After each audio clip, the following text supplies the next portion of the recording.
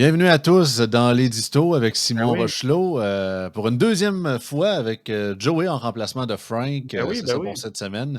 Édition un peu plus short pour ceux qui sont, c'est ça, live sur, ceux qui vont pas seulement en live, mais ceux qui sont sur YouTube, vous ne verrez pas de différence. Pour les abonnés Patreon, ça va être une version plus short aujourd'hui. Il n'y aura pas de partie Patreon. C'est ça, en remplacement de Frank, il y avait des petits engagements familiaux aujourd'hui. Donc, on voulait se dire, on va quand même prendre du temps à faire l'édito pareil au lieu de le canceller. Ben Surtout oui, que c'est ben un oui. sujet qui parle, qui fait beaucoup jaser sur les réseaux sociaux dans les derniers jours. La fameuse histoire en Ouais, Nouvelle-Écosse des amendes de 25 000 canadiens pour ne pas se promener dans le bois parce que supposément vous pourriez partir un feu en marchant sur une brindille ou quelque chose du genre. En tout cas, personnellement, je vais être 100% franc.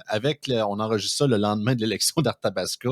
J'ai vu le sujet, j'ai vu les liners, mais je me suis zéro intéressé à cet enjeu-là. Fait que Simon va me l'expliquer autant que vous. ouais, pas de Fait qu'on va, problème. on va Ben se oui, rentrer dans ce sujet-là puis voir, coudonc, qu'est-ce qui est vrai, qu'est-ce qui est faux, puis qu'est-ce qu'on peut faire avec ça. Fait qu'on part ça. ouais. Ouais, ben en gros, c'est que bon, aujourd'hui, on est le 12 août. Ça fait déjà une semaine maintenant, donc depuis le 5 août dernier, à partir de 4 heures de l'après-midi, heure de l'Atlantique, tu n'as plus le droit de faire du hiking, donc tu sais, La de faire de randonnée. la randonnée pédestre en forêt. Et ça jusqu'au 15 octobre, sous peine d'amende qui commence à 25 000 piastres. Et puis là, conséquemment à ça, bon, il y a Parc Canada a fermé toutes sortes de parcs, ben, les différents parcs qu'il y a dans ce coin-là du pays. Et pourquoi? Ben, c'est à cause du risque de feu de forêt. Parce que l'argument qu'on dit, ben, en fait, c'est ça, c'est que le narratif a changé. Mais au départ, comment que ça a été présenté, ce qui était un peu idiot, je sais qu'on on a des détracteurs là-dessus, mais enfin, ça demeure mon avis. Ce qui était un peu idiot, c'est que, bon, ce qui était invoqué, c'est qu'on dit, ben, la plupart des feux de forêt sont causés par l'activité humaine. Là, on a des gros problèmes actuellement en Atlantique avec les feux, etc. Fait que pour éviter que la situation empire, on vous interdit, à partir de maintenant, 5 août jusqu'au 15 octobre, de vous promener en forêt sous peine d'amende très salée. On parle de 25 000 piastres. Mais c'est drôle Ouais, l'argument, là, tu sais, je ne remets pas en cause les statistiques, j'assume que c'est baqué là-dessus, c'est pour dire que c'est fait par cause humaine, parce qu'on est loin des wildfires dans l'Ouest canadien, tu sais, on n'a pas la même topologie, tout ça, malgré que c'est vrai, en tout cas, je connais pas la météo des provinces atlantiques des derniers jours, mais c'est pareil, comme le Québec, c'est vrai qu'il n'y a pas eu de la pluie depuis un bout, là, tu sais, ça a été très exact. Oui, oui, chaud, oui, ça a été exact. très Ça fait. sec, donc c'est sûr qu'il y a un danger plus élevé. Mais puis je sais que je pense qu'il y a déjà, en tout cas, à moins que je me trompe, je pense qu'il y a déjà certains incendies, peut-être plus ciblés à certains endroits, mais pas aussi big que ce qu'on a vu, par exemple, au Manitoba ou à quoi que ce soit. Fait que je comprends l'enjeu de sécurité derrière ça. Mais je trouve tellement que ça fait un genre de, tu sais, sans vouloir changer de sujet nécessairement, mais je trouve tellement que ça fait un peu, tu te rappelles-tu de l'article qu'il y avait eu, je pense, sur c'était au début de l'été, je pense, au printemps, là, tu sais, hey, là, faire attention, les feux de camp, il faudrait quasiment bannir les feux de camp des campings parce que, tu sais, la qualité de l'air, puis ça peut causer justement des feux de forêt, tout ça, là, je suis comme, Ouais, ben, la- tout à fait. Ben, moi, je trouve que ça ramène une dynamique pandémique à une situation climatique ou c'est ça. environnementale. Parce que, bon, ici, oui, c'est vrai qu'il y a beaucoup de feux qui sont causés par l'activité humaine, mais justement, comme on l'a vu au Québec, il y a un an ou deux, je suis plus certain, tu avais eu beaucoup de feux dans le coin de Chapais qui avaient été Oui. déclenchés par un gars. Enfin, des fois, c'est carrément ce qu'on appelle Un en anglais pyromane. des arsonistes, des pyromanes. Ben oui, c'est ça. Des gens qui mettent le feu. Ou encore, ben oui, ça aussi, c'est à ne pas négliger, mais tu as la foudre également qui joue. Aussi. Fait que ça pour dire, c'est que oui, l'activité humaine elle représente une part importante des feux de forêt. Cependant, ça n'a rien à voir avec les randonneurs. Je veux dire, c'est présumé que les randonneurs sont à peu près tous des pyromanes ou ont un danger potentiel d'être trop important, d'être un pyromane. Eh, c'est complètement fou, là. C'est complètement, tu sais, encore une fois, je veux dire, on s'entend. Moi, je vais être le premier à dire, si c'est une forêt, que le feu est pris dedans, j'ai pas de problème à ce qu'on dise aux Ah gens de ne non, pas c'est y normal. aller. Ça, c'est du gros bon sens. Mais là, c'est que qu'il y ait un feu ou pas, on a tellement peur, les gens, que vous mettiez le feu, qu'on vous interdit d'y aller pour les 3 prochains mois, pour les 2 prochains mois, à plus ou moins sous peine d'amende de 25 000 Ben, est-ce que c'est C'est ça? complètement Est-ce que c'est malade. les réelles raisons? Parce que c'est ça que tu m'as envoyé plusieurs liens, plusieurs articles. Ouais. Je vais le présenter ici. Je l'ai traduit peu évidemment pour la cause. Article de CBC. La Nouvelle-Écosse va-t-elle trop loin en interdisant aux gens de se promener dans les bois par temps sec? Certains le pensent. Donc, article du 9 août dernier. Donc, ça va comme suit. Mhm. Les détracteurs de l'interdiction des bois en Nouvelle-Écosse en raison de la sécheresse, dites-le qu'il s'agit. Ouais, c'est mal Ouais, c'est traduit, ça, mais c'est un peu c'est un peu spécial. en gros, c'est que ceux qui sont contre C'est ça. l'interdiction d'aller faire de la randonnée pédestre en forêt à cause des feux se disent que c'est exagéré. Puis essentiellement, ben, pour ceux qui ont écouté l'édito de la semaine dernière plutôt, Ben, on revient avec l'argument constitutionnel, dans le fond, de dire, ben, est-ce qu'il y a une atteinte à la liberté ou à la liberté de circulation qui pourrait justifier dans une société libre et démocratique? Puis c'est un peu ça qui est dit ici, puis tu as différentes personnes, tu as des juristes qui parlent aussi à un moment donné dans le texte. La question de dire, est-ce qu'il y a une atteinte à tes droits? Ça m'apparaît évident qu'il y en a une. Maintenant, est-ce que c'est une atteinte qui peut être justifiée en fonction de l'article 1er de la Charte canadienne des droits et libertés, pour rappel, ou pour ceux qui ne sont pas au fait de ça, puis c'est bien normal, de dire que tu as des droits garantis par la Constitution, lesquels ne peuvent être violés que dans des limites raisonnables dans une société libre et démocratique. Fait que c'est ça ici. L'enjeu, c'est éventuellement il y a contestation. Et le Centre canadien des libertés civiles et constitutionnelles s'est mis là-dedans, notamment. Ben, l'enjeu, ça va être de savoir est-ce que finalement le moyen, est-ce que ce qui est mis en place, est-ce que c'est justifié? Est-ce que c'est raisonnable dans une société libre et démocratique comme atteinte à un droit? Et là-dessus, ben, ça va se déterminer par rapport à la proportionnalité.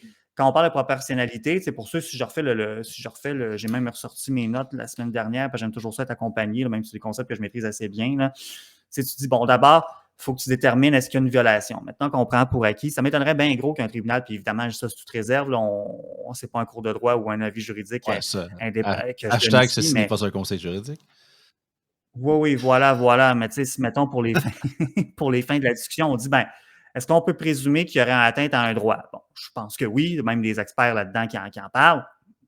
Ensuite, est-ce que tu dis, ben, est-ce qu'il y a un objectif urgent et réel à la restriction? Tu dis, ben, oui, en quelque part, tu dis, prévenir les feux de forêt, c'est un objectif louable en soi, soit il n'y a pas de problème, c'est effectivement un objectif urgent et réel. Je veux dire, ça se passe live en ce moment, il y a un problème de feux de forêt dans ce coin-là du pays, très bien, d'accord. Mais là, c'est là où est-ce que le bas pourrait blesser. Je dis bien pourrait parce qu'on ne saura pas tant qu'il n'y a pas de décision qui est rendue en droit là-dessus. Puis ça pourrait après ça être contesté à l'en appel, etc. Mais c'est de dire, est-ce qu'il y a une proportionnalité entre l'objectif visé, donc prévenir les feux de forêt, et le moyen d'utiliser mes petits Chris, vous n'irez pas pour les 2 prochains mois, vous n'irez pas vous promener dans la forêt. Là, c'est là-dessus qu'on peut se questionner et qu'on va voir si ça va débattre. C'est ça, parce que les raisons nécessairement que, par exemple, mettons, on interdit l'accès, parce que bien évidemment, tu te dis, bien évidemment, il y a des zones aussi qu'on ne peut pas aller, qui est souvent, mettons, la propriété privée, malgré qu'on a un droit, je dirais, fondamental de liberté de circulation dans le pays. Mais bien évidemment, tu sais, un peu comme l'autre, tu ne peux pas arriver dans un terrain privé sans autorisation, ou surtout pas si c'est barré en plus, puis d'enfreindre le périmètre de ce terrain-là. Mais quand c'est des raisons de, je veux dire, santé publique, plus de sécurité publique, là, tu sais, mettons, je sais pas, justement, mettons, je sais pas, il y a eu une avalanche sur un bout de chemin, puis il barre le chemin, tu sais, allez, pas là, ça sert à rien, c'est bloqué, ou justement, il y a trop de danger, mettons, d'un éboulement, cause qu'on a vu des rochers, mettons, sur un terrain montagneux, quelque chose comme ça.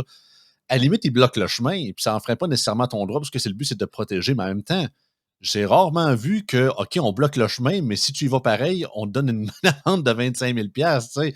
C'est vraiment plus justement dans les endroits interdits d'accès, comme par exemple ton propriété gouvernementale ou quoi que ce soit, aux zones interdites pour X raison ou quoi. Autant des fois que ça peut rentrer dans la sécurité, mais jamais au point de. Parce que tu sais, si ça serait vraiment, même si le feu serait déjà pris, puis OK, on barre le chemin. Je pense que le monde l'a compris. Tu vas besoin de mettre une amende de 25 000 pour que le monde comprenne de ne pas les se mettre dans le feu. Là. Tu sais, je pense que c'est un peu ça. C'est un peu ça, effectivement. Si le feu est déjà pris, comme je disais, évidemment, moi, je ne suis pas opposé à ce qu'on empêche aux gens d'aller se pitcher dans une forêt qui est en feu, si on le comprend. Mais à un moment donné, c'est pas vrai que la province à la grandeur brûle au complet non plus. Là. Puis au-delà de ça. Avant d'aller plus loin, c'est ça, parce que là, les gens se demandent un peu, c'est ça, on a fini un peu avec la fin puis tout, mais juste pour mettre en contexte, on va passer un extrait d'un reportage de Global News, parce qu'en fait, tout ça a pris, je dirais, de la notoriété nationale, parce que bon, en bon québécois, c'est bien rare qu'on parle de la Nouvelle-Écosse, des enjeux locaux de la Nouvelle-Écosse, là, en tout respect pour les gens qui habitent là-bas. Mais c'est qu'il y a eu un genre de, justement, un peu comme l'article le parlait, il y a comme eu des contrevenants à la suite de ce règlement-là qui a été passé pour dire que pour le contester, ben, j'ai pas le choix de recevoir l'étiquette puis d'enfreindre le truc. Puis il y a un gars qui est devenu viral par rapport à ça. Puis on va vous le traduire par la suite, mais ça résume assez la situation de ce qui se passe. Donc ça va comme suit. And Premier McNeil was saying, "Stay the blazes home." I guess this is "Stay the blazes out of the woods." A week has passed since the Nova Scotia-wide ban on entering the woods came into effect, and some citizens are already testing its limits. A Cape Breton man's videos went viral over the weekend after he went to the Department of Natural Resources office in Cox Heath and announced he was going into the woods in protest. So I want to challenge this order in court, and the only way for me to do that is to get the fine. So I'm not trying to make trouble for you guys. I'm Okay, I just want a piece of Tim Houston. Jeffrey Evely, who is a right-wing political candidate for the People's Party of Canada, got thousands of comments on his videos, some calling his actions a cry for attention, while others were outraged on his behalf. If I defy their orders to go into the woods, then I will be fined, and they also said that they would double my fine to $50,000. So I'm going to walk down here and go into these woods. He knows full well that this is a violation and in fact wants to be involved in a violation as a way of making a point. So he certainly removed some of his defenses. This comes after nonpartisan groups like the Ecology Action Centre and Dow Legal Aid released statements criticizing the ban last week. Evely tells Global News he too wanted to make his opinion known publicly. When we try to take these cases to court, especially around our charter rights and our human rights, there's a lot of bad precedent being set. And so I wanted to raise a lot of public awareness about this. He was handed the fine immediately upon exiting the wooded area, plus taxes. $28,870.50. Fait qu'on voit un peu ce qui s'est passé. En gros, pour ceux qui cherchent la traduction, c'est que cet homme-là, Jeff Everly, je pense un ancien militaire aussi, puis a été candidat pour le Parti populaire du Canada de Maxime Bernier, a décidé, il trouvait que le règlement n'avait pas de bon sens, puis il a pas, en tout cas pour le principe de justice, il a comme pas le choix d'avoir reçu le ticket de 25 000 pour le contester, parce que tu ne peux pas le contester sans avoir reçu la dite amende. Et avec taxe, ça revenait justement à 28 870,50 $ pour savoir rentrer dans un bois que clairement, en tout cas, selon la vidéo, Parce qu'on taxe c'est ça, on parle bien d'amende et tout entendu, ça. donc, Fait que lui, comme ce qu'il disait, il dit « I want to raise public awareness », ben, je pense que ça a marché, là, parce que ces vidéos sont devenues assez virales par rapport à ça. Et- Oui, c'est ça. Puis, tu sais, je vais me permettre Ouais, deux vas-y. commentaires avant qu'on poursuive. Tu sais, d'une part, j'ai vu, tu sais, nos détracteurs habituels, là, tu sais, ceux qui ont une petite tendance autoritaire, ceux qui laissent trop de place à leur petite tendance autoritaire qu'on a tous dans une certaine mesure à l'intérieur de nous, là. Bon, ces gens-là vont dire, ouais, mais tu sais, il a fait ça pour provoquer. Le gars, il est allé au convoi des camionneurs. C'est un ancien militaire. Il semble qu'il est déjà allé au convoi des camionneurs. Bon, whatever. Le gars, c'est un ancien militaire. Il devrait être capable d'obéir aux ordres. C'est ridicule, blablabla. Tu dis, bon, écoutez, que le gars, il fait ça effectivement pour provoquer parce qu'il est en manque d'attention ou peu importe, j'en ai aucune idée. Mais ultimement, ça n'enlève pas, peu importe ses motivations, ça n'enlève pas de mérite à savoir est-ce que c'est une mesure qui est. Ça n'enlève pas de mérite à la réflexion visant à savoir est-ce que c'est une mesure qui a du Non, bon c'est sens ça. ou pas. Premier élément. Si quelqu'un pointe du doigt une loi qui est injuste, mais le gars il est un peu foubraque, ben, ça n'enlève pas de l'argument. S'il pointe dans la bonne direction, même si le gars est un peu bizarre, on va quand même écouter ce qu'il a à dire et regarder ce qui se passe. Là. Ben oui, parce que c'est ça, c'est ça. En fait, on dit que la justice doit être aveugle. Ben, en fait, c'est ça. C'est que tu sois un professeur d'université, un génie ou que tu sois un crackpot, si tu as un point qui est juste, qui est justifié, ben, il doit être tranché en conséquence. Ça, c'est la première chose. L'autre chose, peut-être un peu pour préciser, lui, quand il dit, dans le fond, lui, son raisonnement, c'est ce qu'il invoque, c'est dit, ben, pour contester cette position-là du gouvernement, je dois faire l'objet d'une amende. En gros, lui, ce qu'il dit, c'est qu'il a besoin d'avoir la qualité juridique pour contester. C'est quoi la qualité? Ben, c'est justement que quand tu as un intérêt réel comme justifiable qui te permet de prendre une cause d'action ou d'invoquer ou de contester quelque chose. Maintenant, c'est sûr et certain que si tu es mis à l'amende pour ça, ben effectivement, tu as la garantie juridique, tu as la qualité juridique de la contester. Tout étant dit, je ne suis pas convaincu qu'il y avait absolument besoin d'être mis à l'amende pour avoir cette qualité juridique-là. Maintenant, il l'a clairement. Est-ce qu'il avait été obligé de faire ça pour avoir cette qualité-là? Je ne sais pas s'il a consulté les avocats dans son coin. Je ne sais pas. Comme je disais, il y a d'autres groupes qui s'intéressaient déjà à la question de ce que j'ai compris avant que lui-même aille se promener dans le bois. Maintenant, c'est sûr qu'à partir du moment qu'il y a le ticket, comme je disais, ben, il a la qualité juridique. Fait que ça enlève de voir les débats, parce que tu as déjà eu des débats là-dessus, même dans les années 80, dans les premières années de la Charte canadienne, de dire, bon, c'est quoi avoir la qualité juridique, etc. Ces débats-là ne seront pas faits, ou en tout cas, il devrait aller pas mal plus vite, parce que si ça monte effectivement devant la Cour, parce qu'effectivement, ben, le gars, il l'a clairement maintenant, la qualité juridique. Bon. Alors, c'est ça. Ça monte un peu ça. Puis là, c'est ça. C'est arrivé il y a quelques jours. Donc, on va voir au fil du temps, puisque bien évidemment, on parle des gouvernements ici. Donc, ça ne se réglera pas en quelques semaines. Ça va durer sans doute une couple de mois. Ensuite, tu me corrigeras. Sinon, d'habitude, les procédures.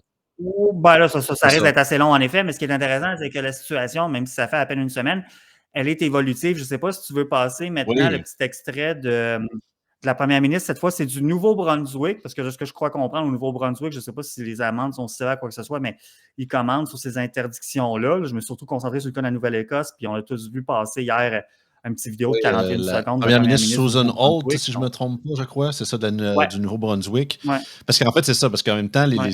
c'est pas mal pareil, autant au Nouveau-Brunswick qu'en Nouvelle-Écosse. Les alertes de feu ils sont également en vigueur, sachant qu'ils ont relativement le même problème de sécheresse au niveau des boisés. Et elle explique Mhm. un peu, puis je vais vous le traduire par la suite, les réelles raisons. Parce qu'en fait, on dit, parce que at face value, comme on dirait en bon québécois, l'interdiction est du genre, allez pas dans le bois, vous risquez de mettre le feu. Tu sais, c'est un peu genre, OK. Tu sais, C'est c'est ça qui avait ça, tu été sais, dit au OK, mais là, départ. ça Là. dépend parce Ouais. que c'est drôle parce qu'au début, les premières fois que j'ai vu ces liners-là, je sais quoi, un peu comme j'ai dit, ils ont peur qu'on accroche une brindille puis qu'on fasse une étincelle puis ça parte comme rien. Tu sais, je comprends que quand c'est vraiment très sec, c'est vrai que ça prend pas grand-chose. Là-dessus, je vous le donne. Je suis quand même un gars de région, je connais ça un peu. Mais c'est ça. Mais là, elle explique Mhm. vraiment les vraies raisons derrière ces décisions-là parce que justement, du bord du Nouveau-Brunswick, qui ont l'air d'avoir fait un règlement je dirais similaire. En tout cas, je connais pas les détails, mais ça a l'air à beaucoup ressembler à ce que la Nouvelle-Écosse a fait. Fait que ça va comme suit. Me going for a walk in the woods is going to cause a fire. I can understand why people think that that's ridiculous. But the reality is, it's not that you might cause a fire. It's that if you're out there walking in the woods and you break your leg, we're not going to come and get you because we have emergency responders that are out focused on a fire that is threatening the lives of New Brunswickers. And if you take your boat out fishing in a pond in Crown Land and you capsize, we're not going to be able to come and help you out because our first responders are focused on an immediate and serious threat to our province. And so it's the possibility of diverting emergency resources away from where they are really needed. Me going Ça monte un peu. Ouais, ça, justement, rapidement, en gros, ce qu'elle dit pour ceux qui ont plus de difficultés en anglais, c'est qu'en gros, elle dit, effectivement, l'interdiction, c'est pas parce qu'on pense réellement que le simple fait que vous vous promeniez en forêt, ça va mettre le feu. C'est que si jamais vous êtes en forêt, puis vous vous cassez une jambe ou vous êtes en train de pêcher sur un lac, puis votre chaloupe renverse, on ne sera pas capable d'aller vous chercher parce que nos premiers répondants sont occupés à éteindre le feu. En gros, c'est une question de ressources. Et ça, c'est un argument qui avait été invoqué notamment, moi je me rappelle, je m'étais ostiné avec une infirmière sur le couvre-feu, quelqu'un que je ne connaissais pas, c'était sur Facebook pendant la pandémie. Je m'étais ostiné parce qu'elle disait que le couvre-feu, justement, ça nous aide beaucoup parce qu'on est tellement débordés dans les hôpitaux avec la COVID. Puis bon, il y aurait des commentaires à faire là-dessus. Là. Ceux qui écoutent le podcast depuis longtemps, vous savez qu'il y en a beaucoup parlé de ça. Je ne m'étendrai pas là-dessus, mais elle disait parce qu'on est tellement occupés dans les hôpitaux et dans les urgences avec la COVID que le fait qu'il y ait un couvre-feu, les gens ne peuvent pas se promener le soir. Puis comme ça, il n'y aura pas d'accident de char, il n'y aura pas de gossou, il n'y aura pas d'accident, il n'y aura pas rien. Fait que ça va nous donner un break. En gros, c'est le même genre d'argument. Il y a une certaine logique derrière, je peux comprendre. Mais encore là, je veux dire. Parce que me semble des fois, tu me corrigeras, peut-être, regarde, je connais pas, je ne suis pas météorologue. Est-ce que, mettons, la sécheresse des dernières semaines, est-ce que c'est de quoi qu'on voit nécessairement souvent dans les provinces atlantiques ou je sais pas, peut-être vu que c'est peut-être plus rare, sont comme plus pris au dépourvu en termes de ressources versus. Oui, puis c'est les plus petites provinces, ils sont moins peuplées, c'est sont ça, moins riches. Mettons, versus les provinces des plaines comme au Manitoba ou dans l'Ouest, eux autres qui vivent avec des feux de forêt à longueur d'année, fait qu'ils sont vraiment équipés pour, tu sais. Parce que on s'entend que pourquoi ça sort là? Parce que des feux de forêt, il y en a à chaque année, ou des dangers de feux de forêt. Tu sais, la Sub-Feu au Québec a fait déjà sa job, puis jamais on a besoin d'aller autant dans le coercitif, puis à finer du monde à coût de 25 000 $ pour les empêcher d'aller dans le bois. Là. Ben là, c'est pour ça qu'on peut s'interroger sur effectivement, tu sais, c'est un peu comme, pour reprendre des expressions du prof Caron, c'est qu'on a tellement normalisé c'est un phénomène qui a commencé avant, mais ça a été exacerbé avec la pandémie, c'est qu'on a tellement normalisé les mesures liberticides que maintenant, on n'hésite pas à jumper sur le gun à la première occasion puis d'y aller tout de suite dans l'extra sauce. Fait que ça ramène justement aux critères constitutionnels de proportionnalité. Bon, on verra comment ça va être tranché, si c'est tranché un jour, mais tu sais, l'argumentaire, effectivement, je comprends la logique derrière ça de dire, là, on est trop débordé, allez pas là, sinon on va vous faire mal. Parce que si vous faire mal, on ne pourra pas s'occuper de vous. Maintenant, encore une fois, tu te dis, est-ce que c'est vraiment une atteinte minimale? Ici, tu dis, encore une fois, je comprends qu'on dit aux gens, allez pas dans une forêt qui a un incendie actif, mais s'il y a des sentiers que c'est pas le cas, est-ce qu'on peut assouplir la restriction? Par ailleurs, je ne suis pas expert sur ces questions-là, mais tu sais, par exemple, je ne sais pas si on va faire une analogie avec, par exemple, quand tu acceptes de participer à une activité dite dangereuse, par exemple. Tu sais, si tu te bats au hockey, c'est-à-dire, si tu fais du hockey, tu tombes à terre, tu as une commotion cérébrale, tu ne pourras pas poursuivre la Ligue parce que, en principe, je dis bien, tu ne peux pas poursuivre la Ligue parce que tu dis, pour ta commotion cérébrale, tu dis, ben oui, mais c'est parce que tu as participé à une activité. Là, ça prend pour acquis que la glace t'a bien entretenue, etc. Puis que c'est pas, genre, ça n'a pas été arrangé pour qu'on te pète la gueule pour le fun. Là, il y a toutes sortes de. Il n'y a pas de Zeno-Chara dans les grandes lignes, l'équation. non, ben, c'est un peu ça, mais tu dis, est-ce qu'on pourrait faire une analogie et dire, ben, quelque part, par exemple, que les citoyens ont été prévenus qu'il n'y a pas d'asymétrie d'information, pour prendre une expression de Vincent, si tout le monde est au courant, puis que tu acceptes d'y aller quand même dans une forêt qui n'a pas de feu actif, mais comprends bien que si tu y vas, tu as un problème, c'est qu'on ne soit pas capable d'aller te chercher rapidement. Est-ce que ça ne pourrait pas être suffisant? Puisque tant qu'à ça, on va dire, ben oui, mais tant qu'à ça, prenez plus votre char, parce que si jamais vous avez un accident de char, même si vous êtes à des kilomètres d'une forêt, tous les employés du Nouveau-Brunswick sont occupés à éteindre le feu. Déjà, c'est un peu charrier, on s'entend. En tout cas, pas du Nouveau-Brunswick, si c'était le Nouveau-Brunswick, mais que ce soit le Nouveau-Brunswick ou la Nouvelle-Écosse, que tous les fonctionnaires des provinces atlantiques sont en train d'éteindre les feux, ça m'apparaît un peu exagéré. Parce que sinon, c'est ça, tu dis, ben là, sortez pas de chez vous, faites surtout pas de la trottinette, faites pas du vélo, prenez pas vos chars. Mettons qu'il y a un feu dans un building, dans un centre-ville, mettons, je sais pas, à Fredericton ou à Moncton, mettons. Là. Puis souvent, en plus des pompiers, il y a souvent des forces policières qui sont sur place pour régler, mettons, checker, créer un périmètre de sécurité, puis de cible de ça. Puis là, c'est quoi, on va dire, là, mettons, on appelle parce que, je sais pas, il y a un braquage dans un dépanneur ou, mettons, une entrée par infraction dans une résidence privée de la ville, puis ils disent, oh non, on peut pas, il y a un incendie présentement, nos forces policières, ils sont toutes là, fait qu'on peut pas... ça va être quoi l'étape d'après? On va dire, utilisez pas vos barbecues. Si jamais vous mettez le feu à votre cour, nos pompiers sont occupés ailleurs. Il y avait des municipalités dans ton bout qui ont déjà commencé à bannir les barbecues, fait que je te dirais que c'est de quoi de bien possible. Ouais, il y a des précédents à cet égard-là. Ben oui, tu sais, beaucoup les feux de forêt, les feux extérieurs aussi. J'ai une tente à Saint-Bruno de Montarville, puis c'est interdit. Les feux dans un foyer fait pour ça, sur ton terrain privé. Ouais, je sais, je viens de là. C'est la méchante police du fun. Mais là, justement, en parlant de proportionnalité, parce qu'il y a un autre exemple, parce que tu sais, les fameuses. Le chiffre un peu totalement aléatoire de 25 000 $, c'est pas la seule place qu'on voit ça. Tu m'as envoyé également une photo je vais le mettre à l'écran, j'ai mis un peu plus en zoom pour qu'on puisse le voir. Là. Donc, c'est une pancarte d'avertissement dans un des parcs, parcs nationaux, justement, de Yoho et Kootenay, j'espère que je le dis bien.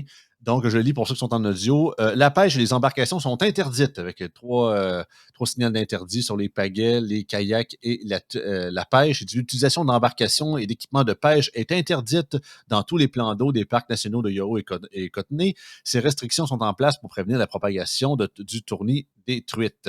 Pour plus d'informations, il est possible de louer des canots au lac Emerald. Les contrevenants sont passibles de poursuites en justice en vertu de la loi sur les parcs nationaux du Canada. L'amende maximale est de 25 000 $. Ben, tu vois, ça m'amène. C'est pas moi qui t'avais envoyé ça, ça devait être Frank, j'imagine, ça c'était pas moi, mais je trouve ça intéressant parce que ça m'amène justement sur l'autre aspect dont je voulais parler maintenant, c'est qu'au-delà de la question du test de proportionnalité constitutionnelle, tu dis, ça ramène à ce qu'on appelle la théorie économique du droit. Puis je ne suis pas un grand expert là-dedans, j'ai compréhension de base, mais en gros, c'est de dire, je comprends qu'ici, l'amende de 25 000, que ce soit pour tu n'as pas le droit de pêcher ou de prendre tel canot ou encore parler de promener dans les forêts à cause qu'il y a des risques d'incendie. Je comprends que de mettre l'idée derrière mettre une amende aussi élevée, c'est aller chercher l'effet dissuasif. Bon, très bien. L'affaire, c'est que quand tu mets une amende aussi élevée que ça pour c'est que ça ramène encore une fois, d'une certaine manière, à la proportionnalité. C'est-à-dire que, tu sais, je comprends l'idée de l'amende, je comprends l'idée que le 25 000 $, ça s'inscrit dans une perspective de dissuasion. Mais une amende hyper élevée pour dissuader les gens de faire un comportement. Que ce soit de te promener dans la forêt à cause d'un risque d'incendie, que ce soit d'aller pêcher, je ne sais pas si les poissons dans cette place-là, sur la pancarte, parce qu'ils sont en voie d'extinction ou quoi que ce soit, ou de prendre telle ou telle embarcation pour des risques de contamination de l'eau, de parasites ou je ne sais pas quoi. Là. Je comprends l'idée de la dissuasion. L'affaire, c'est que ce que la théorie économique du droit nous enseigne dans les grandes lignes, c'est que si ta sanction par rapport à l'infraction est disproportionnée, fait qu'il y a quand même, il y a encore un élément de proportionnalité ici. Parce qu'ultimement, somme toute, c'est ça, on remet ça ça remet les choses en perspective, comme j'aime autant le faire à mon habitude. Tu te dis, ben, tu sais, aller te promener dans une forêt, c'est quelque chose en soi de banal, par exemple, qu'il n'y a pas réellement un feu actif dedans. Donc, à partir du moment que tu te dis, ben là, tu te promènes dans une forêt, qu'il y a un feu ou pas, bam, 25 000 $, il n'y a rien. Tu es déjà dans la merde, tu es déjà sous le coup d'une amende de 25 000 $. Fait que tu n'as plus rien qui te retient de commettre des infractions plus sérieuse, c'est de pousser la sauce plus loin, là, tu sais. Tant Fait que ça peut avoir tant qu'à me faire justement être ticketé de 25 000, on va faire du dégât. Ben, tant qu'à faire, je te dis pas que les gens vont faire bon, ben fuck you, Ben d'abord, non. je vais mettre le feu, mais c'est plus de dire bon, ben, regarde, je sais pas pourquoi, j'ai pas porté attention ou je vis en dessous d'une roche, j'étais pas au courant. Je suis allé me promener en forêt, j'ai une amende de 25 000. Ben, esti, tant qu'à faire, pourquoi? Je suis déjà sous cette amende-là. Pourquoi pas aller pêcher, que ce soit permis ou pas? Pourquoi pas aller pêcher? Pourquoi pas aller couper du bois? Moi, c'est du beau bois. Ici, je peux me faire un petit shack chez nous, une cabane dans l'arbre. Au lieu de la limite de 3 poissons, je vais en pogner 10, tant qu'à y être. Oui, ben, tu sais, c'est ça. T'es déjà dans la merde. T'es déjà écrasé par une amende disproportionnée. Fait que, tu sais, c'est ça qui est particulièrement mal avisé ici, entre autres choses, au-delà du fait qu'en soi, c'est complètement débile. Puis, je veux dire, encore une fois, on n'est pas contre toute restriction. Puis ça ramène à l'enjeu de dire ouais, mais là, la province n'est pas en mesure de s'assurer que les gens qui n'iront pas en forêt vont pas pitcher leur botche de cigarettes partout, je sais pas quoi. Mais là, écoutez, c'est parce que c'est complètement. C'est parce que si on adopte des raisonnements comme ça, ben là, un peu comme je disais il y a quelques instants, on ne sortira plus jamais de chez nous, là. Puis ce qui m'inquiète, c'est que, tu sais, je suis allé me promener hier sur les médias sociaux, voir un peu justement tout ce qui se disait par rapport au gars qui a fait exprès dans la forêt pour avoir l'amende. Puis bon, tout ce qui se discute de ça depuis les derniers jours. Je vais voir un peu chez nos détracteurs habituels, là, ceux qui voient ceux qui se revendiquent de l'anticonspirationnisme. Oui, mais qui sont autant conspis de l'autre bord. Hein. Ben oui, tout à fait, tout à fait. Fait que, je vais voir un peu c'était quoi le take de ces gens-là là-dessus. Puis en gros, ce que j'ai trouvé intéressant, c'est qu'ils font un peu le même constat que nous, c'est-à-dire dans les grandes lignes, ils vont dire ah, ben regardons ça rappelle la pandémie. Mais au lieu d'être comme nous, nous, on dit ah, regardons ça rappelle la pandémie, ça n'a pas de maudit bon sens. Eux autres sont plutôt dans le champ de pensée de dire hey, c'est le fun, c'est comme dans la pandémie. Ben oui, c'est le fun, hein? Ça fait Guylaine Tanguay. Hey, ils nous disent quoi faire. C'est dommage le fun. Tu sais, puis à un moment donné, c'est parce qu'il va falloir s'élever au-dessus de ça, c'est fort. Ben, c'est les bleus contre les rouges, c'est les blancs contre les noirs, de dire ah, regarde, eux autres, ceux que je considère conspis sont contre ça, fait que moi, je vais être pour ça. Tu dis non, Christian, peux-tu s'élever au-dessus de ça, puis juste convenir que c'est peut-être un peu exagéré quand même, là. C'est surtout que si. C'est la raison, il y en a beaucoup qui disent que vous faites des flots sur rien. Voyons donc, c'est sûr. Le gars, comme tu dis, il a voulu faire de la provocation, puis vous pétez toute votre coche sur des niaiseries. Ouais, mais justement, t'as-tu le goût? Parce que chaque truc comme ça qu'on laisse passer, puis que personne ne se lève pour en parler ou pour le critiquer ou quoi que ce soit, ben ça laisse un précédent.